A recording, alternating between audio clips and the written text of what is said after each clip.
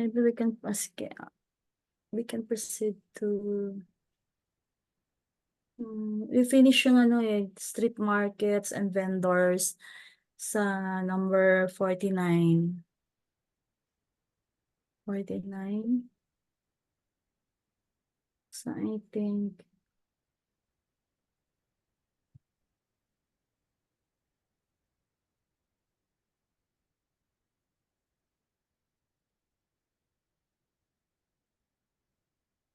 $49 po.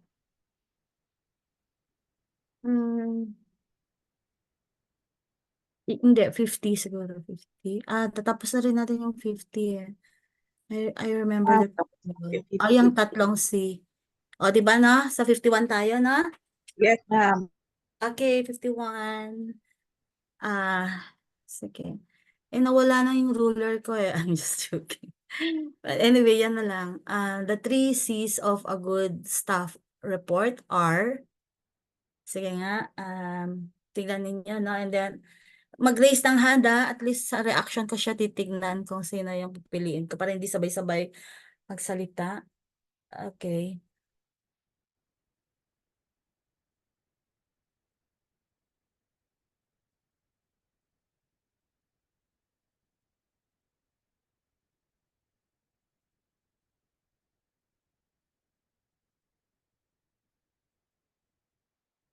Someone can try.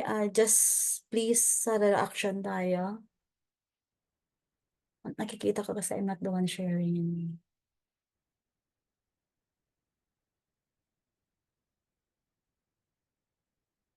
May consistency, compatibility, and comprehensive. Letter A, ma'am. A. Okay, letter A. Yeah, let me check on the, okay. Anyone who has there's a different answer. I'll just get my phone kasi doon ka na yung answers. We need to anyone who has different answer. So for 51, sorry. Oh, saan na yung answer ko?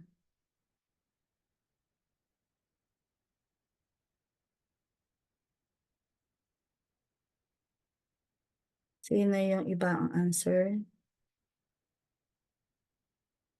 Sir Roderick has letter A. Jen.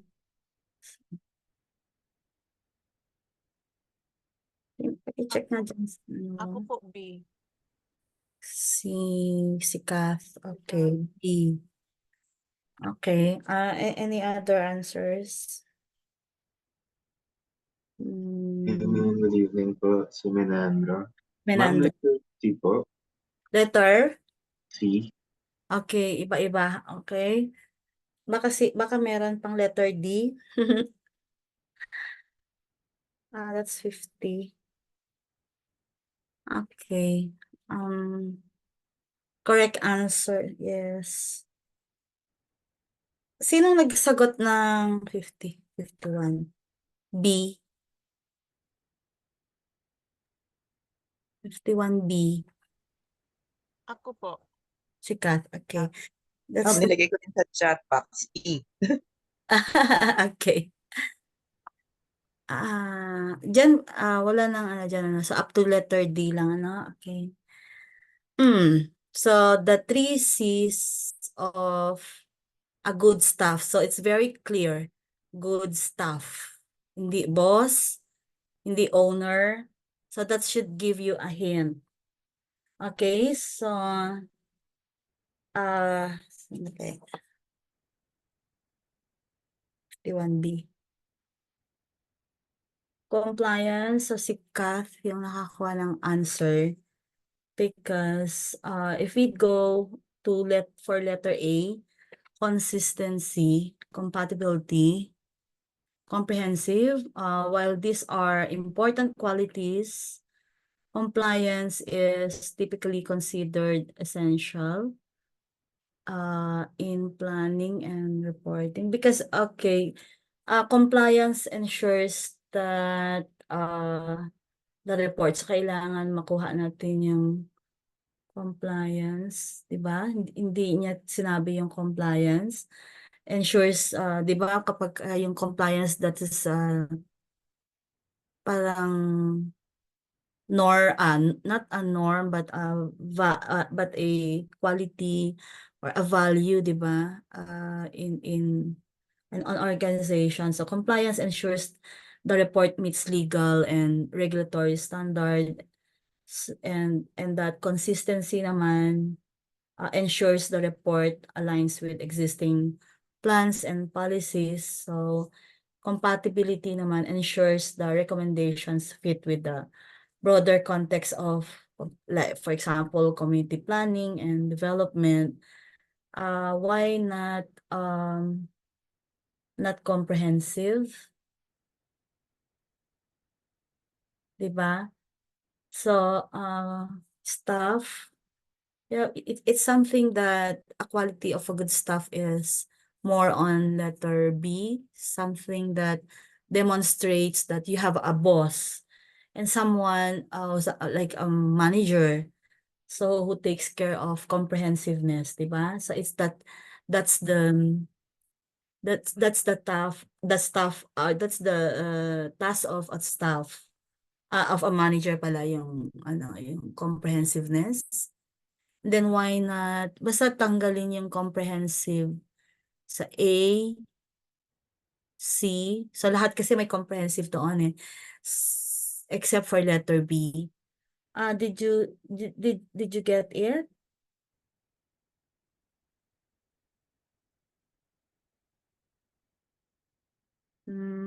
So it's more of a staff kasi, no? Not the manager. So yung comprehensiveness, it's up for the one overseeing or the someone on top of the staff to make sure yung comprehensiveness, it's a function of a boss, parang ganun. So letter B is the correct answers. Jen, ano mga sa 52? Sige, keep going. Your fast-growing county has just completed a major revision to your general plan, including a new capital improvements program. So the new CIP would likely address, okay, can you, sige, pag-isipan ninyong mabuti, ha, yung 52 and 53 sa Alway. Pero dapat dyan sa chat ba, sa ano lang, sa reaction. Raise your hand lang. Pag-isipan nyo ng mabuti para hindi kayo magkamali.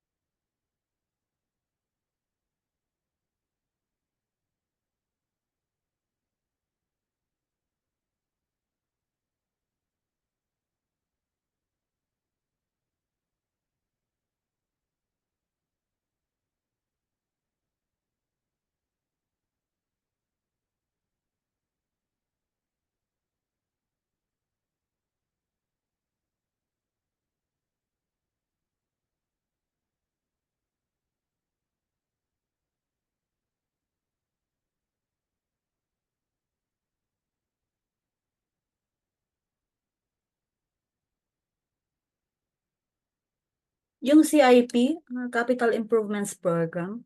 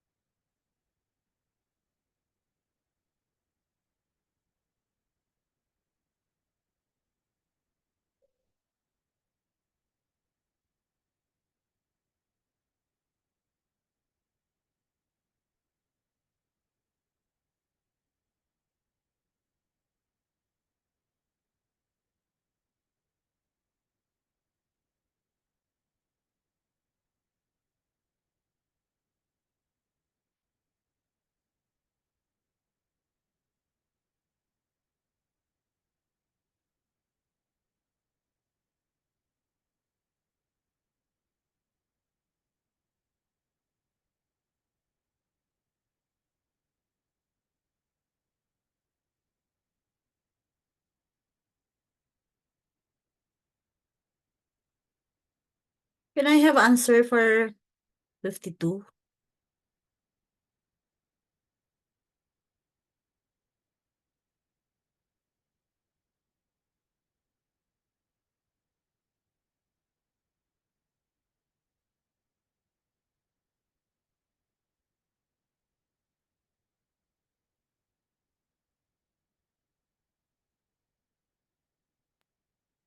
Ako si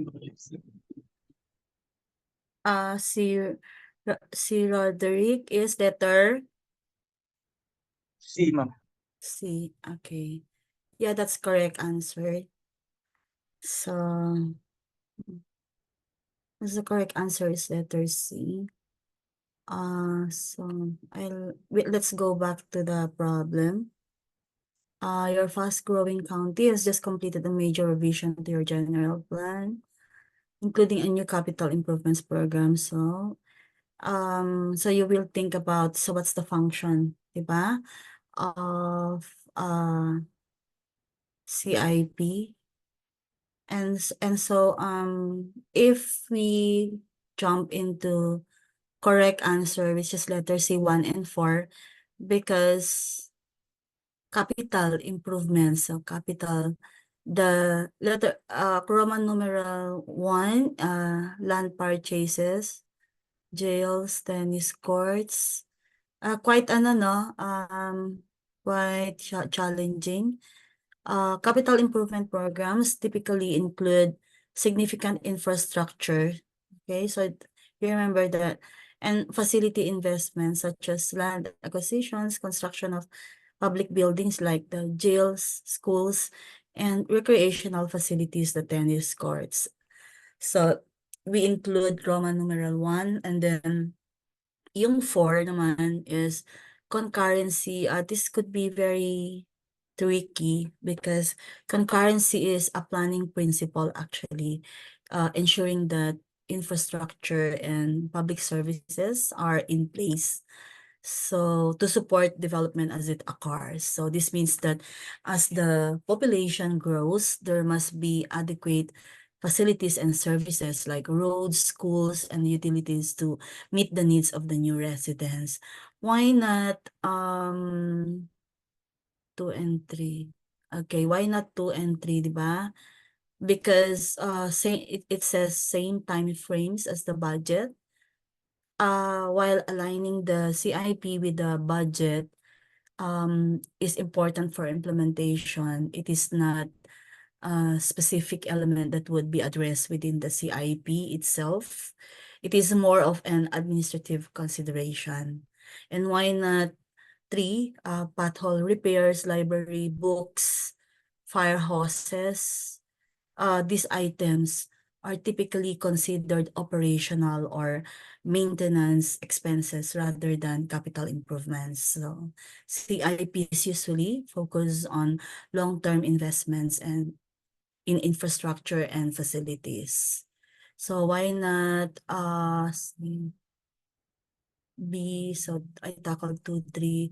So why not letter D, which is 1? So okay na yung 2, 3. So yung 1, di ba? Land purchase, okay. So okay na ba tayo dyan? So we need to understand we need to recognize the CIPs that's focused on long-term infrastructure investments rather than short-term operational or maintenance costs. So we need to eliminate irrelevant options that include elements that typically part of the CIP, such as operational expenses, which is included in the 3, Roman numeral 3. And then, okay, we need to focus on that principle of yeah, on those principles. We go to 53. Someone can answer already. 53.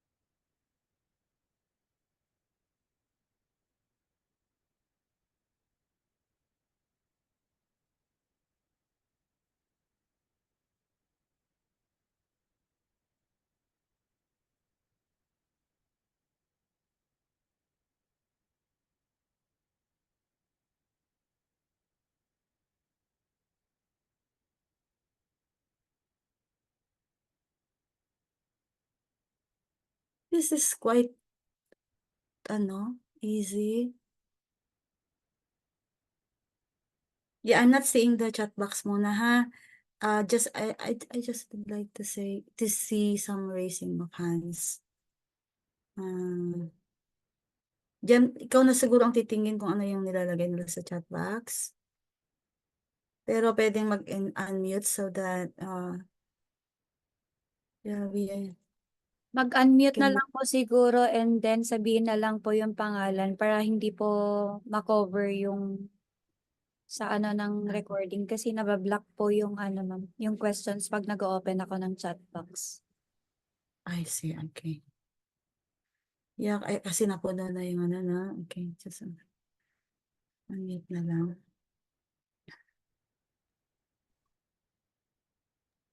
Ma'am, ako si pa rin, ma'am. See. Okay, let me check. 53. Yes, ma'am. 53. Yeah. Okay, miss.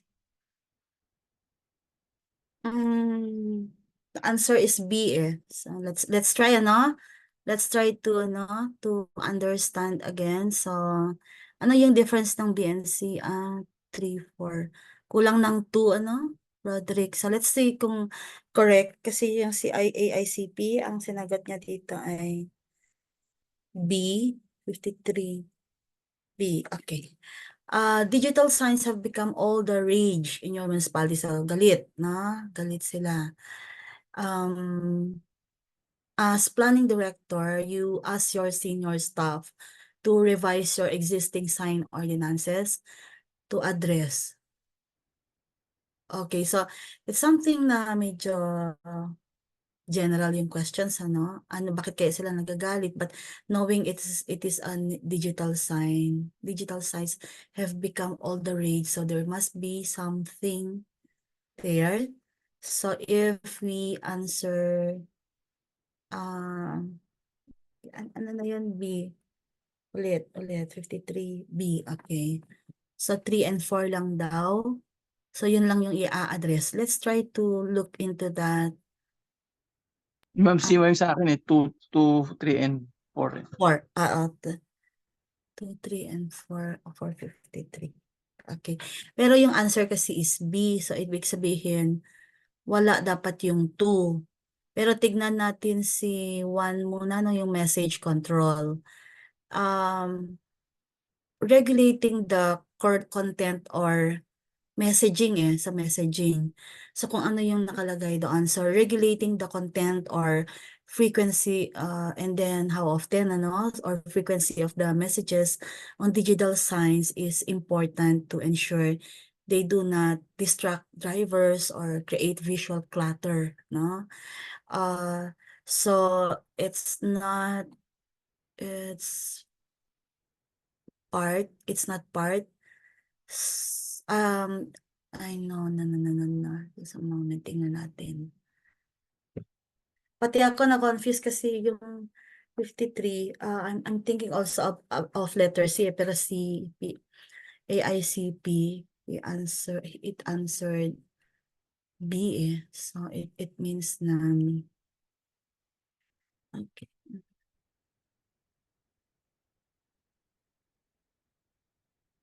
Okay. Let's see. Na-anticipate ko kasi dyan, ma'am, may existing I-ano ko muna, hindi muna tayo magsagot. I-try natin yung message control, Message control. And then yung second is amortization. So this refers to the process of phasing out, 'di ba? Naalala ninyo yung amortization, 'di ba? You need to recoup your investments, parang ganun. So this refers to, kasi this is AICP, so not Philippine setting. So this refers to the process of phasing out non-conforming signs. So if there's non-conforming in land use, there's also amortization is also a tool or an instrument within this particular issue, So it refers to the process of phasing out non-conforming signs over a period of time. It allows for existing digital signs that do not meet new standards to be gradually replaced or removed. So, yun, if kasali yun sana, no? And then, I'll not, let's try to analyze. So, I just define muna. And then, illumination is, of course, controlling the brightness and lighting of digital signs. Yeah, it is important or essential to prevent light pollution, and ensure they are not overly bright, which can be distracting or harmful to the visual environment. Then for this policy, no net increase policy, so no net increase policies. This policy would ensure that the total number of signs does not increase, even if digital signs replace existing ones. It helps, it also helps maintain the visual character of the area by limiting sign proliferation. So if we try to answer letter, if we conform with AICP, the 3 and 4 is because illumination. Okay, illumination. Yeah, this is critical for digital signs because they are typically lit and it can cause light pollution or distraction. So yung distraction yung isipin natin. So that's why it's causing the rage. So if not properly regulated, then it's causing some rage. And ordinances need to address the brightness, timing, and impact of illumination to ensure safety and minimize disturbance to residents and drivers. And then yung 4 naman, this policy ensures that the introduction of digital signs does not lead to an overall increase in the number of signs, helping to maintain the visual character of the area and prevent sign clutter. It also allows for the replacement of existing signs with digital ones, but without increasing the total number of signs. So we are okay to the 3 and 4. We all agree in that. Yung bakit natin tanggalin yung message control is while controlling the content or frequency of messages can be important, it is often considered a free speech issue. So, and can be more challenging to regulate without infringing on rights. So, we cannot control messaging. So, yung amortization naman, this involves phasing out non-conforming signs over time, which is important but not as directly related to the characteristics of digital signs as illumination and no-net increase policies. Do you get that? It is a rights issue yung messaging control. And so we cannot do that through wala siyang indicator in the question that it's about about messaging, and it's not the planning director really to do that. So as planning director, you ask your senior staff to revise your existing sign ordinances. So you don't normally put in a ordinance yung sa message control. So normally illumination. So yeah, it's something alangan naman na they get angry about the messaging, but it's all about the normal ones could be a jurisdiction of the planning director, which is illumination. Pero yung no-net increase policies could be because sa di ba sa ordinance normally about this one nakalagay ordinance, so it fits with the Roman numeral 4 na about policies, so it's legislation aspect. Illumination also, it's a legislation aspect.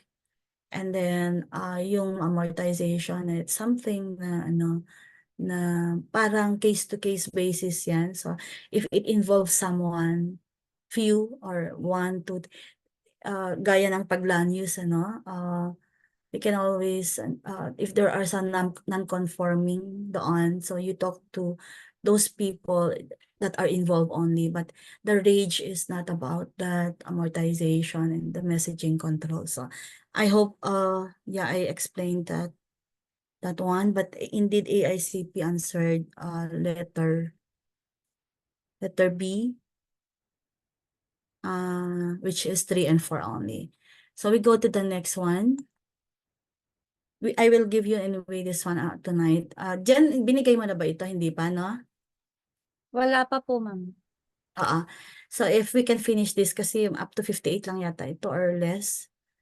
I can give pati yung answer sheet niya. So we can have it. Pang review ninyo ulit. So we go to, Jen, doon sa ano? Next na.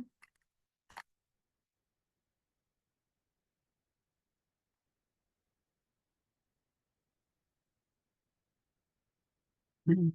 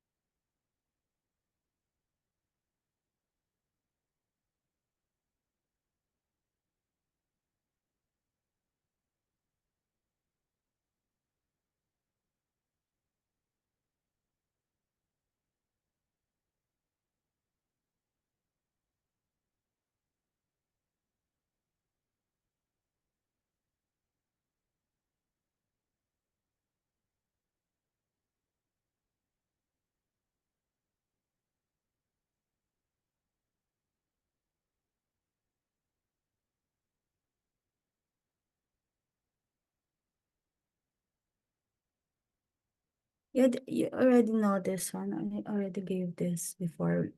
Kaiba lang yung pangalan.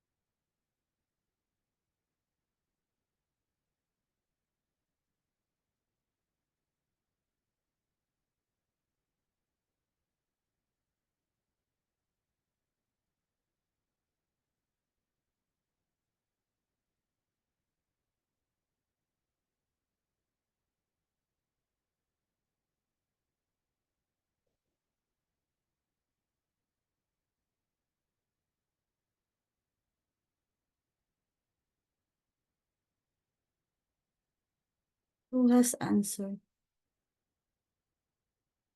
So, 54 and 54 yun dyan, ano? Mark was asked by the local Chamber of Commerce to present his views on economic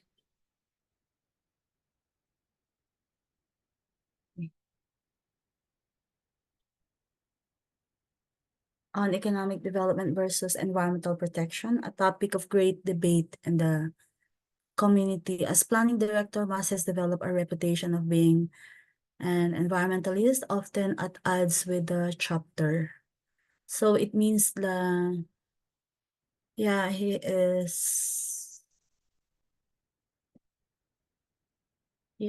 has this values, or he has this may prinsipyo siya, parang ganun. And then, moreover, Mark's job is in serious danger as the planning board lost 3 of Mark's strongest supporters.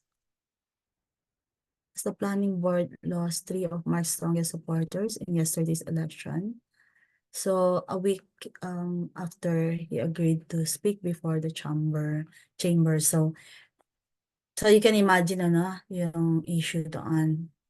That, of course, you know how political it could be. You know, the board, so the planning board, it didn't say anything about the local chamber of commerce. Before the election, Mark had intended to focus on environmental protection. So from a naturalist viewpoint, so he wants to be himself, the one that he had been, he fought strong about it, or he felt strongly, or that's his stance, diba? Now, with his job in Jeopardy, Mark has decided to shift his focus to the economic benefits of environmental protection. Which of the following best characterizes his decision? I think we did, yeah, it's something one kasi, ethics that you don't really have, hindi masyadong, paning sa atin, establish or something. Wala pa namang na-reprimand eh. So, correct answer, so I'll make it sure na, it's C. Okay, letter C.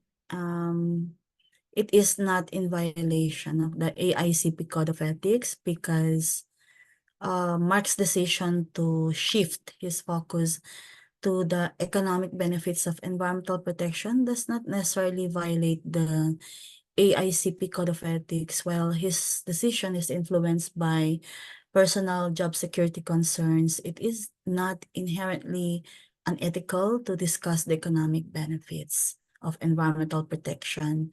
This perspective is still valid and relevant in the context of the debate on economic development versus environmental protection. The letter A there is it violates an aspirational principle of the AICP Code of Ethics. While aspirational principles encourage honesty and integrity, presenting the economic benefits of environmental protection is not dishonest. It is a different but valid perspective that does not inherently breach ethical standards.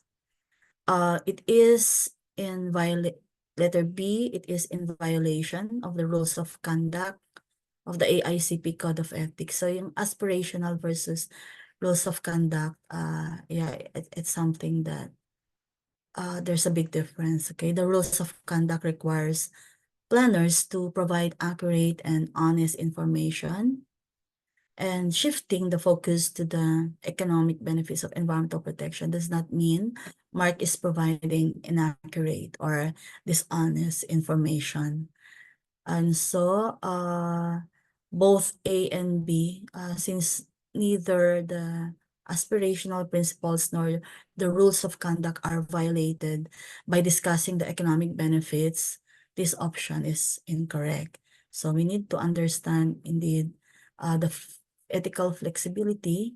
And then we need to evaluate whether the motivation behind a decision directly compromises ethical standards. So in this case, while the motivation is job security, the chosen perspective is still ethically sound. And so we go to the next item. Sana yan? Jen? Number 55. 55. Okay. I think that's easy. Mm.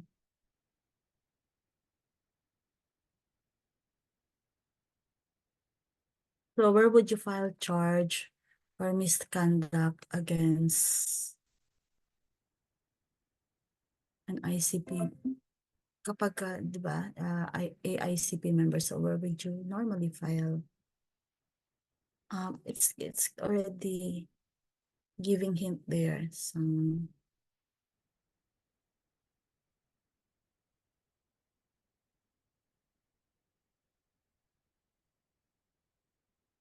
correct answer. Okay.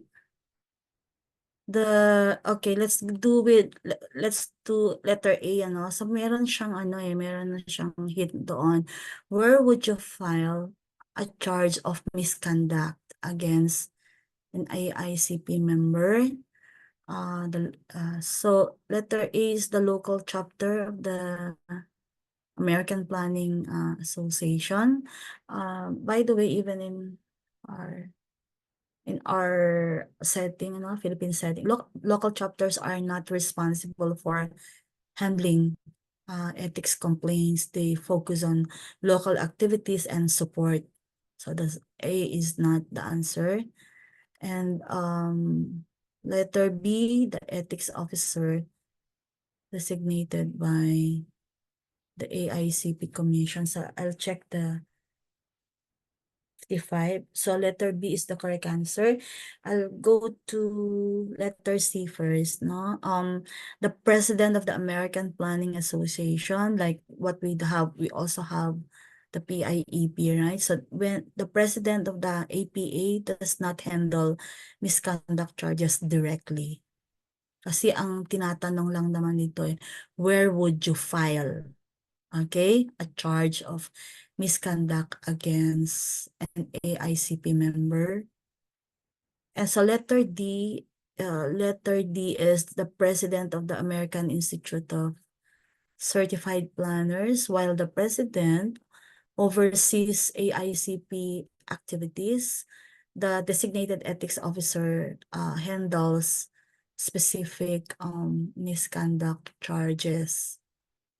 So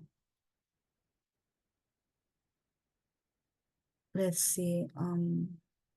Correct answer is indeed letter B. Okay, the appropriate entity for filing letter B. Yeah, a charge of misconduct against an AICP member is the ethics officer designated by the AICP Commission, and this officer is responsible for investigating and addressing ethics complaints. So we go to 56. Someone can answer.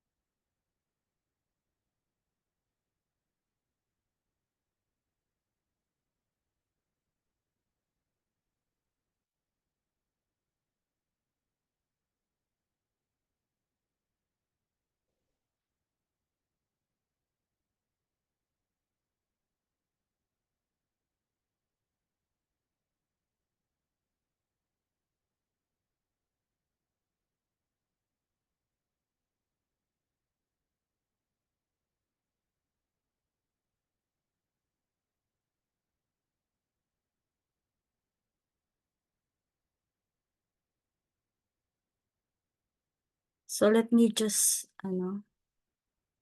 look at that. 56 na tayo dyan, So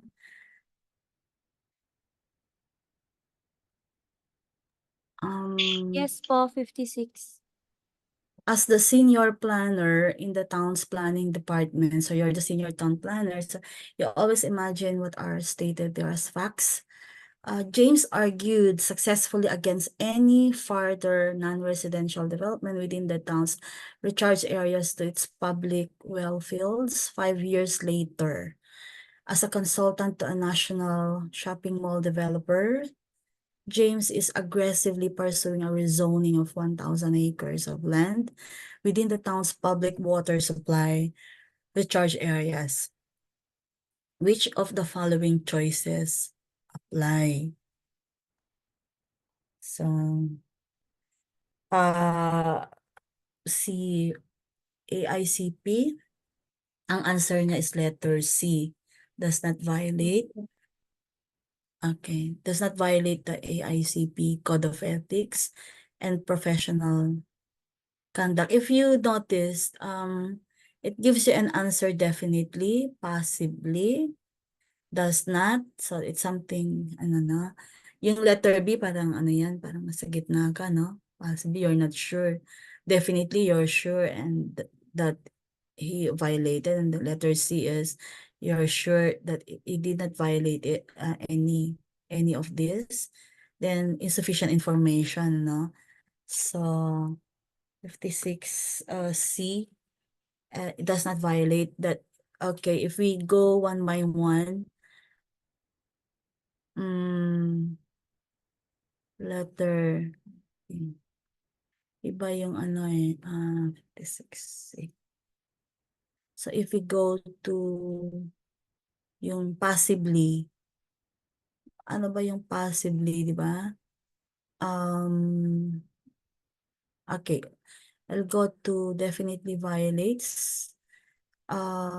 Without more detailed information, it cannot be definitively stated that a violation has occurred.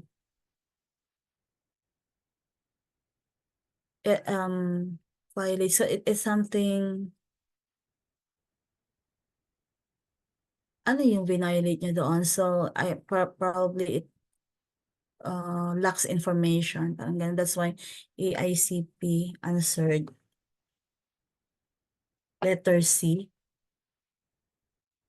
Dali lang, ha?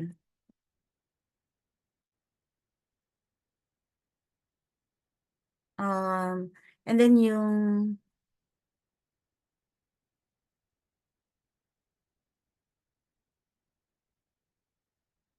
letter D, while more details would help clarify the situation, there's enough information to suggest a potential ethical issue, making this option less suitable. But you know what? I saw the whole, nakalimutan ko lang yung detalye, no? But this question 56, there's a better explanation on this, like, it was included in the Code of Ethics, sa Code of Ethics, or Code of Ethics and Professional Conduct. Like, for example, 3 years. I'll try to research, I'll try to look into their Code of Ethics later. Meron siyang provision on you cannot change your stance within 3 years. Parang gano'n. I'm not sure if it's 3 years, but it's something, ganito yung kanyang concept, or ganito yung kanyang scope of their Code of Conduct. That we did, parang may time frame. And then after that, you can change.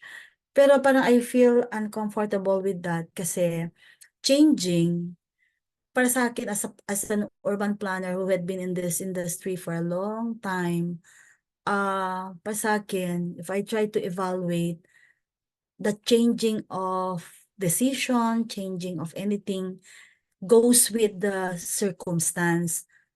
depends if there's a change in data, change in policy, then even if tomorrow you can change kasi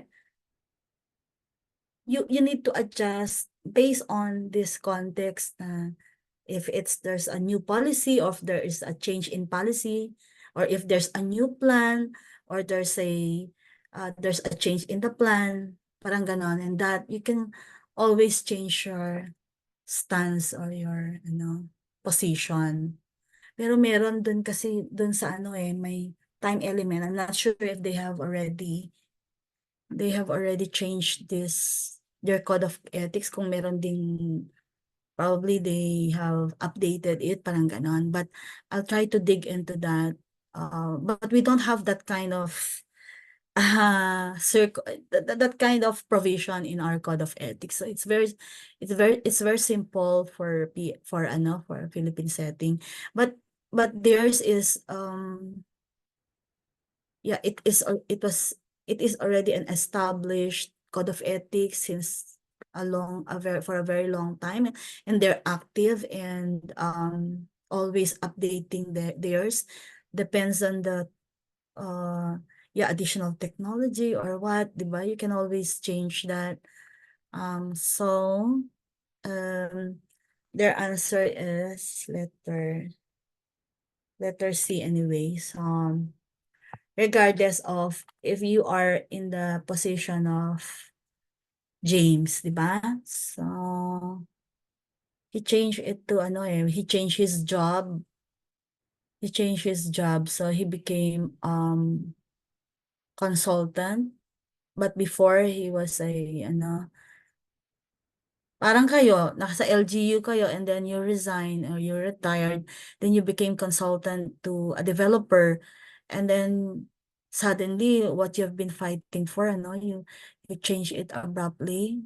Not abruptly, but it says here 5 years later. So you can sense in this particular question that, the time element, okay, is key to, to answering, parang ganon, because it's part of their code of ethics. Ganon. So answer is letter C. But anyway, we go to 57. Okay, yeah, this one is a nice 57. The city's planning director resigned his position to pursue a career with a small consulting firm. So parang baliktad na. So fed up with one of the planning board's members are recalcitrant, obstructionist. He ran against her in the next public election for the planning board. He beat her decisively. Which of the following choices apply? Should it matter? Should it matter na tumakbo ka and then kayo? When you answer definitely, there's no clear violation. Actually, ang answer din dyan is letter C. Yeah, you're correct. So, C pa din because there's no clear violation here as the actions taken are within the rights of any professional seeking public office. So that's letter A. And then possibly is if B naman, possibly parang ganun, there's no indication of a possible violation based on the information provided. So the motivation to run for office appears to be related to dissatisfaction within the current board member, not an ethical breach. And so D naman is the scenario provides already enough context to determine that there's no violation of the AICP Code of Ethics and Professional Conduct. So answer is letter C. Yeah, if you encounter like this, be very conscious about definitely, possibly. The definitely is there's clear, okay?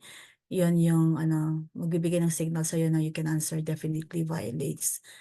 Halimbawa, our code of ethics. Ito naman, possibly, yeah, there is an indication, but not clear violation. Ganon, So you answer, kasi could be, yeah, there must be narratives like this eh. And then yung insufficient information to respond, so you cannot choose because due to insufficient information. So the scenario provided provides enough context. So no, if it did not provide enough context, then yeah, you can answer that. So yeah, the 56 naman, ay, sana tayo dyan. 50, 7 po. 57. Okay, tingnan nga ninyo. Ay, hindi, tapos na. 58 na dyan. Ito po, Diba? 58 ma'am. 58 na. I think I asked already this one. It's just a review. You remember the answer?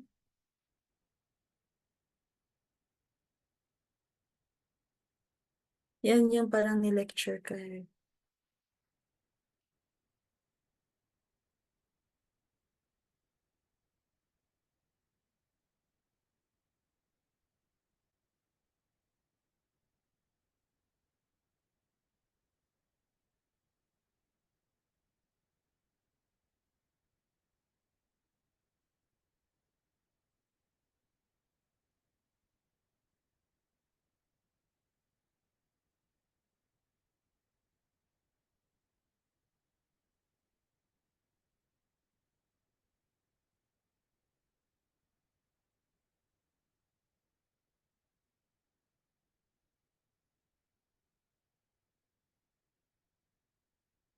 So if we go through again, that one,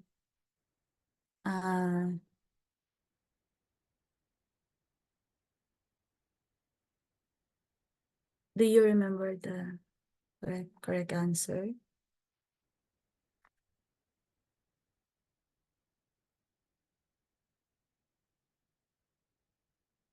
Okay.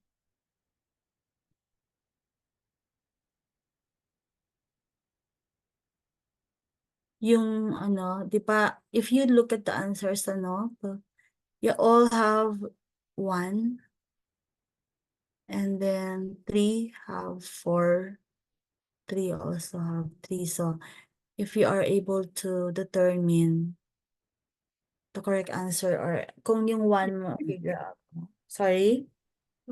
Ang A, ma'am. You don't remember? You don't remember yung answer natin naman? Because the correct answer is B. Sa AICP kasi okay, the rules of conduct of the AS include the following. Rules of conduct.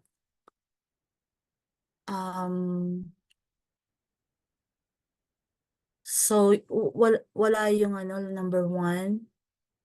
Because 58 is letter B, so ibig sabihin yung 1. Ay, yung pala, yung 58B. Nakakalito itong itong 1 and 4 lang. Okay? So lahat kasi may 1 eh. So ibig sabihin, we shall not as public officials or employees accept from anyone. So that's clear. Okay? And then yung 2 naman is B. Yun yung wawalain natin. 2 and 3. So we shall not seek employment for which we are not competent to perform. Including elective public office.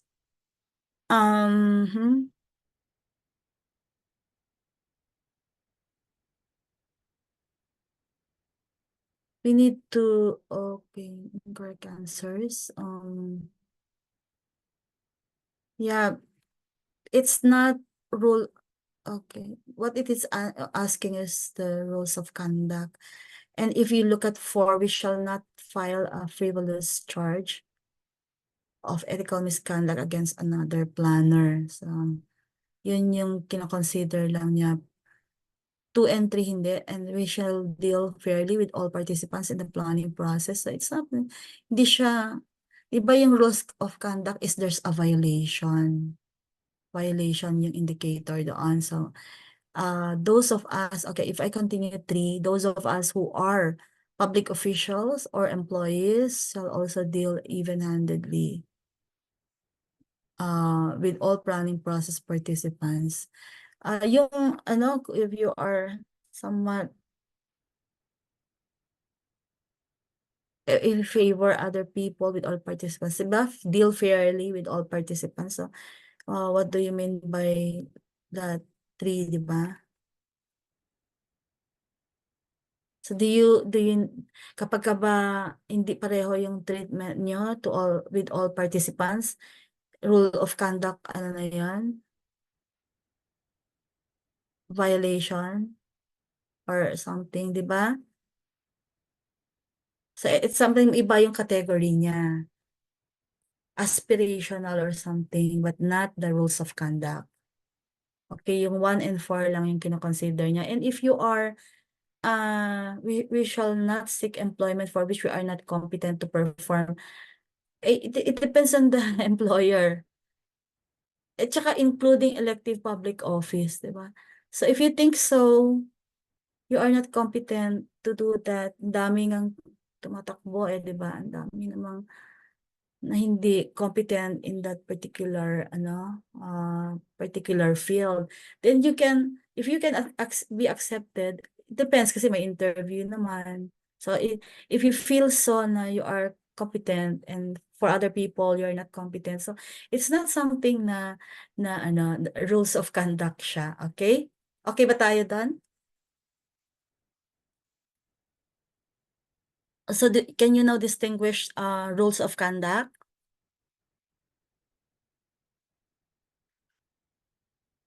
Hello? Jen? Yes, ma'am.